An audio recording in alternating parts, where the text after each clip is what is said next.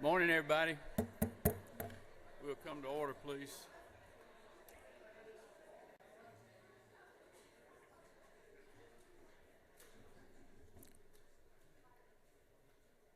Morning. We're going to ask Chairman Hawkins to open us up with a word of prayer here this morning. Thank you, Mr. Chairman. Please bow your heads. God, we come to you today and pray that we have the eyes to see the best in people, the heart that forgives the worst, a mind that forgets the bad, and a soul that never loses faith in God. Thank you for this day, and please guide us in our deliberations. Amen. Thank you, sir. Okay, to those who would be presenting bills today, some bills have not been reported out of committee yet. So if your bill is not on the blue sheet or the yellow calendar, then we'll need to have you come back in the morning at 9 o'clock. So if your bill is not on the blue or yellow sheet, you don't need to be asking for that today. If it is, we'll be glad to hear from you. Okay? Let's go ahead. Yes, ma'am. Good morning, members of the committee and Mr. Chairman. I am asking for favorable consideration of HB 7. It is the first bill on the yellow sheet, and it is an amazing bill. Let me tell you about it. HB 7 gives a $4,000 income tax credit for graduates of a workforce readiness program employed in full-time in high-tech jobs in our rural counties. So it was in rules last year, and thank you to Chairman Blackman for working with me on this the last 2 years. So I ask for your favorable consideration of HB 7. HB 7.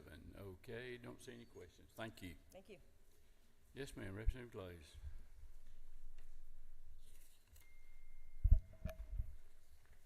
Good morning, colleagues. Good morning, Chairman. I come before you asking your favorable consideration for House Bill 583, which is on page 6 at the top. The LC is 394705S, and this bill is in reference to adding a second free license plate for veterans who are totally disabled or have a level of disability. So at this point, they only have one, and we're asking for a second one for their spouse or for a second car. Again, thank you for your favorable consideration. Okay. Thank you, ma'am. Don't see any questions. Yes, ma'am. Thank you, Mr. Chairman and members of the committee. On the yellow sheet, I bring to you HB 718. I'm working from LC number 590125. And HB 718 seeks to make the first week in April of each year Women's Golf Week in Georgia. Thank you, and I ask for your favorable consideration. Okay, I don't think that one's made it out yet. It should be on the yellow sheet, I was told, but I don't know. 718, yes. 7. No, ma'am. Thank you. Okay. Okay. Yes, sir, Chairman. Chairman Corbett. Thank you, Mr. Chairman, members of the committee. Third page, 13th one from the top, House Bill 351. I'm back to ask for that bill again today. This is the EPD department bill. And basically all we're doing, we're just clarifying the permitting process for a solid waste landfill, who's responsible for what, the public hearings that need to be held. It's to prevent future lawsuits with the state and locals, save money. Okay, we do have a question. Chairman Smith. Thank you, Mr. Chairman. Does the gentleman yield? Yes, I do. This is the project, a work that has been going on for over 2 years. And I know EPD and you have been working with all the various interested parties. And a lot of the bill just clarifies what needs to be done and the process to follow. But there's a good buy-in around the state. There is a need, we need to do this. And I thank you for your tenacity and sticking with it. Thank you for helping us perfect the bill. Thank you. Thanks, sir. Don't see any more questions. All right, I have another one on the third page, 16th down from the top, House Bill 371. And basically what we're doing there, we're just raising the maximum allowable that we can appropriate in any one year from $300 million to $375 million for capital outlay projects. This is the maximum. We can appropriate less than that. It doesn't take effect till 2027. Two things that has caused the need for the increase. One, inflation, it had been increased since 2007, and also pre-K was added to the FTE funding formula last year as well. So that's the two reasons we need to increase, and I appreciate your favorable consideration. Okay, don't see any questions. Thanks, sir. Yes, sir, Mr. Chairman. Thank you, Mr. Chairman, members of the committee. Yellow sheet, page 5, House Bill 449. This bill, Georgia's one of 5 states that does not regulate private water companies, and this bill looks to do that on companies that use surface water for distribution. I'll be glad to answer any questions. Okay, don't see any questions. Thank you, sir. Chairman Yerler. Thank you, Mr. Chairman. Committee, I have 2 bills, 484, House Bill 484 and House Bill 485. They're on page 4. Near the bottom, House Bill 484 allows for the Georgia law books, which are the tan books in some of your office rather than black code books, to be published in either hard copy or digital form. Maintaining a digital option can improve the accessibility of these important as it becomes more difficult to find a cost-effective publisher. Any questions? Don't see any questions on that. Okay. What's your other one? All right. 485? All right. 485 is, this isn't the annual code revision bill, but it's something that Ledge Council worked on during the off season. It actually helps clean up the code in a number of ways. First, it streamlines and modernizes technology as some of the federal references in the Georgia law. For instance, changing the names on certain things like the No Child Left Behind Act, which has since been named the Every Student Succeeds Act. It also addresses items in the code which have been deemed unconstitutional. Also, it addresses items that have been unfunded, that have been on the books for some time. And any unconstitutional portions of the law that require further debate or major policy discussions were not included in this bill. And I want to thank the Legislative Council for the work they did on this and the House Budget and Research Office for their assistance. And I ask for your favorable consideration. Okay, don't see any questions on either one of those. Thank you, sir. Thank you. Representative Sharper. All right, good morning. Thank you, Chairman, members of the committee. We'll be coming off the blue sheet, House Bill 369 on the blue sheet, and I'll be asking your favorable help on this one. Something to put your glasses on. House Bill 369. Basically, what it's doing is safety measure for the ice cream trucks to have a little bit more signage on the back and on the side, because not too long ago in October 23, we had a child here in Fulton County was killed by a driver that was going around the ice cream truck, and we're just asking them to slow down a little bit. And as a paramedic, that's one thing you don't want to roll up on a child in that situation. Thank you. Don't see any questions. Thank you, sir. Thank you. Representative McLean.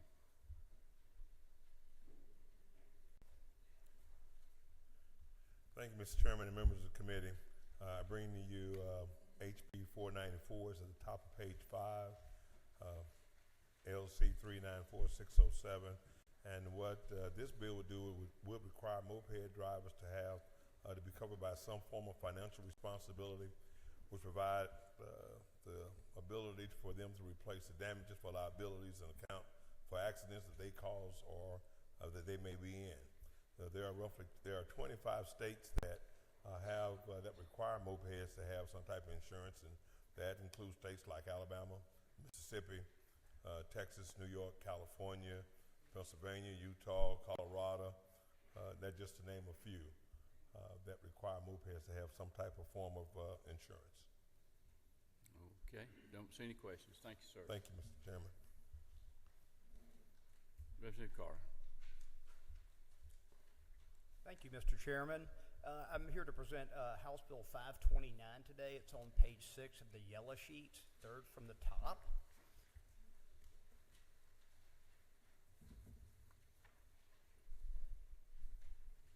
This bill is called the Georgia Online Automatic Renewal Transparency Act. Mr. Chairman, virtually everybody in this room has been shocked or surprised by an automatic renewal on a subscription they've gotten where prices have shot up dramatically.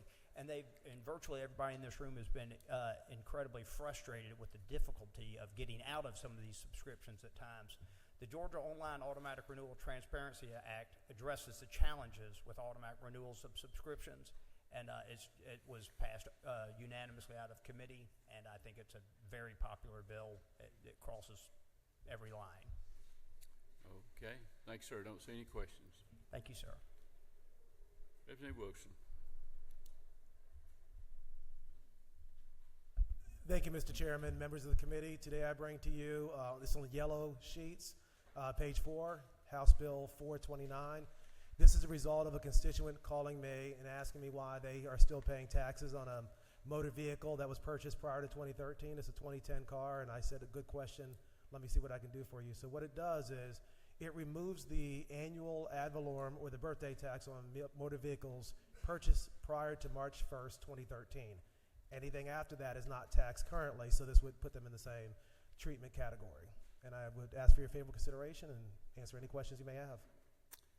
Okay. Don't see any questions. Thank you, sir. Mr. Chairman. What we do have a question too. Big Pro Tem has a question. Since 2013, is that when we passed the birthday tax? And so they've been paying ad valorem for what? They've been paying ad valorem Right. for, this will be the 12th year 12 that years, other yeah. car owners do not pay, correct? So now we're saying you've paid enough and. Yes, Okay, that is correct. Thank you. Okay. Thanks, sir. Thank you. Okay. Okay, that takes.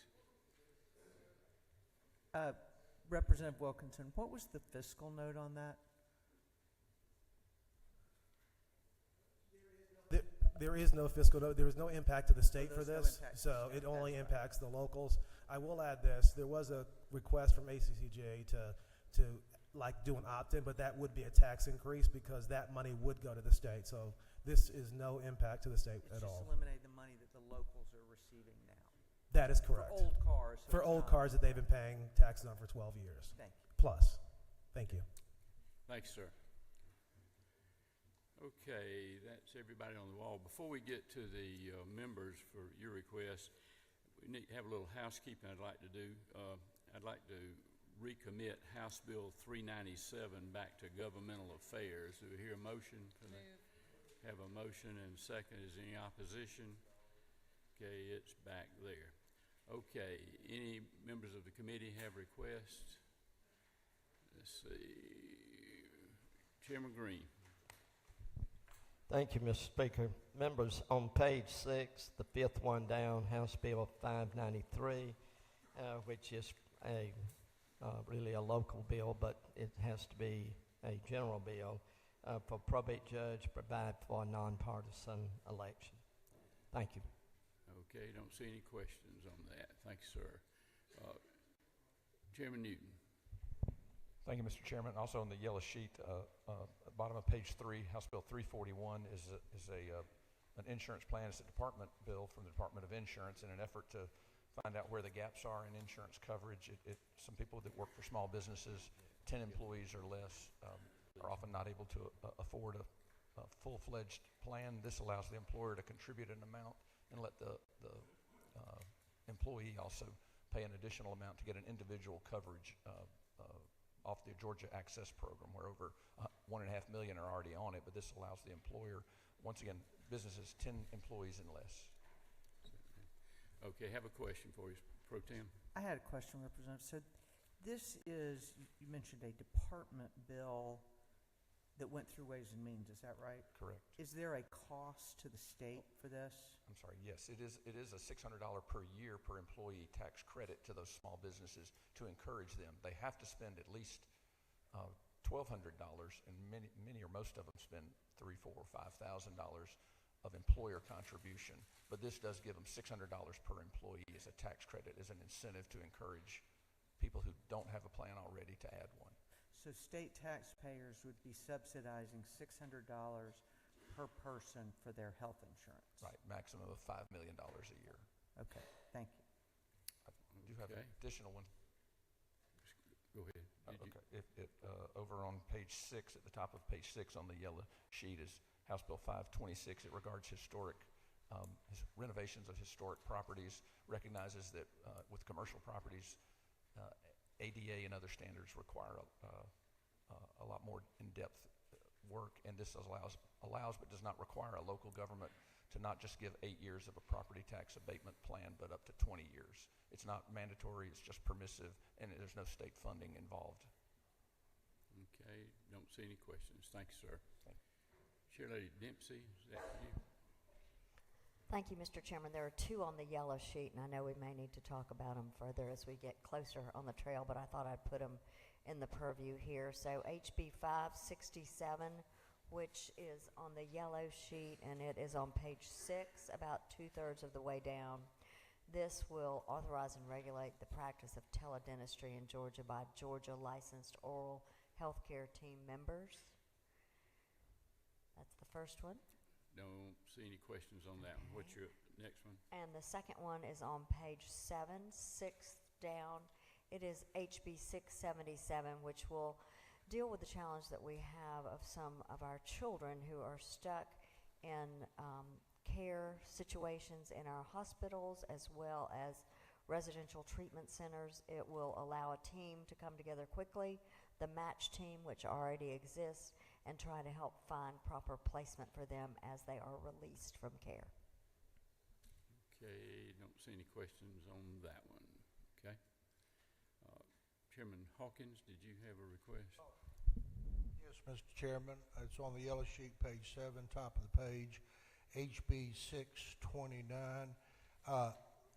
CHOA brought to me an issue that they were running into. We passed legislation last year on AEDs in elementary schools, but back in the original legislation, which involved only high schools years ago, it required that the program be evaluated and certified by a physician. In modern times, that they found that not to be necessary because it does allude to requirements on national standards. Also, the AEDs have changed so much that now you just place an AED on the patient, push a button, and it tells you what to do. So this would take a load off CHOA. Okay, don't see any questions on that. Chairman Blackman, do you have one? Yes, sir, Mr. Chairman. I know Chairman Newton's already mentioned HB 341. We missed a date change on that, and I know that we've been focused so hard on working on some of the language, and they have been so amenable to it that we would like to recommit and then get it back to you with that date change if at all possible. So I would move that we recommit 341. Send it back to Ways and Means. Yeah, Okay, we recognize for a motion for that. Is there a second? Is there any opposition to sending that back? 341. It's back, okay. Chairlady Cooper. Yeah. Thank you, Mr. Chairman. On the third page, close to the bottom, House Bill 393. It's the Safer Cycling in Georgia, brought to me by one of my high school seniors and supported by most of the cycling clubs. Tell us that number again. Oh, 393. 393? Right. Okay. Trying to where they can turn right if no one is coming, and they look without having to stop, because that will help. Speak right into that mic. They're having trouble hearing. Now Okay, turn it up. sorry. 393 on the bottom of page 3, next to the last one, is the Safer Cycling in Georgia Act, brought to me by one of my high school seniors and supported by the bicycling clubs across Georgia. They are trying to be allowed, like they tell me motorcycle people can do, to turn right if there's no one coming or in the back and there are pedestrians blocking, so they don't have to slow down and are less likely to be hit, and will reduce the number of accidents. Thank you. Okay. Don't see any question. Thank you, ma'am.